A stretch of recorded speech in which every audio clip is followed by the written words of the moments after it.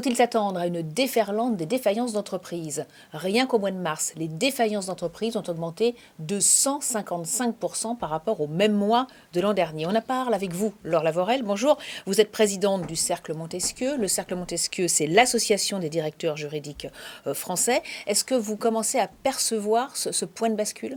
Oui, absolument. Bonjour. Oui, nous percevons ce point de bascule depuis très peu de temps. Il se trouve que cela n'aura échappé à personne. On est en confinement successif depuis maintenant un an. Et les entreprises françaises, grâce à un État qui les a soutenues, ont pu finalement échapper à la crise. Aujourd'hui, malheureusement, les difficultés se sont amoncelées pendant un an et on est très inquiets. Finalement, les faillites arrivent, avec un an de retard pour beaucoup.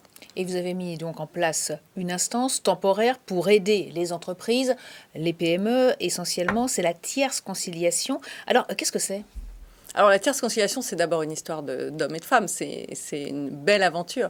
C'est le rassemblement de 100 personnalités du droit, alors des juges, des avocats, des anciens ministres, des parlementaires, des directeurs juridiques, des avocats, qui tous ensemble, bénévolement, ont décidé au mois de mai l'année dernière, en mai 2020, de créer une plateforme gratuite pour les PME.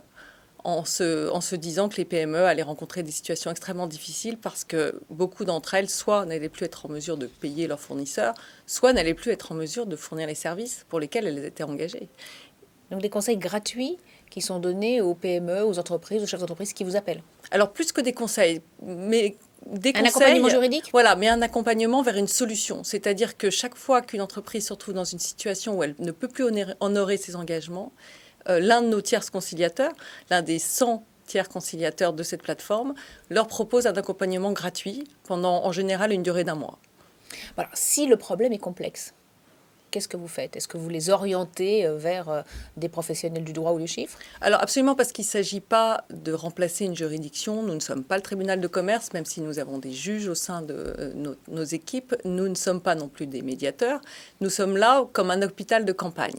Nous sommes là pour trier les affaires, parce que beaucoup d'affaires peuvent se régler avec un peu de négociation, beaucoup de discussions commerciales finalement, plus que juridiques. Les juristes sont ici par accident. En réalité, ce sont des négociateurs, des tiers bienveillants qui accompagnent les entreprises. Et donc, bien évidemment, lorsque nous décelons un problème grave, comme si vous voulez dans un service d'urgence d'un hôpital, nous orientons vers le spécialiste. Ça peut être l'avocat, ça peut être l'arbitre, pourquoi pas, et certainement les médiateurs qui ont un rôle à jouer. Alors justement, puisque vous évoquez les médiateurs, quel est l'intérêt de passer par votre plateforme plutôt que de faire appel à un médiateur quand on est une entreprise en difficulté? Alors la médiation, c'est une technique particulière avec des règles et ça s'inscrit dans un plus long terme.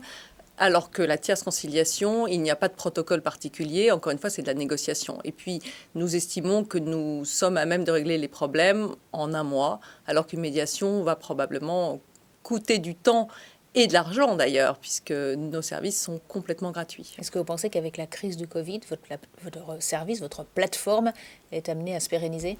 Écoutez, elle a été créée pour être éphémère par définition. C'est une entreprise Covid. Nous espérons donc que le Covid sera derrière nous bientôt. Et elle n'a pas vocation à perdurer. Maintenant, je ne vous cache pas que le ministère de la Justice et certains universitaires se penchent sur cet enfant du Covid pour savoir si certains enseignements peuvent en être tirés. Il y a beaucoup de réflexions sur la négociation inter-entreprise plutôt que le recours à des juridictions. Vous savez, moi j'ai été juge au tribunal de commerce. Un juge, ça tranche. Et quand ça tranche, ça coupe. Et donc c'est douloureux. Ce que la tierce conciliation essaye de faire, c'est d'accompagner des partenaires commerciaux vers une sortie de crise qui, pour les uns et pour les autres, soit positive. Merci beaucoup, Laure Lavorel, présidente du Cercle Montesquieu. Et tout de suite, on poursuit avec un nouvel invité.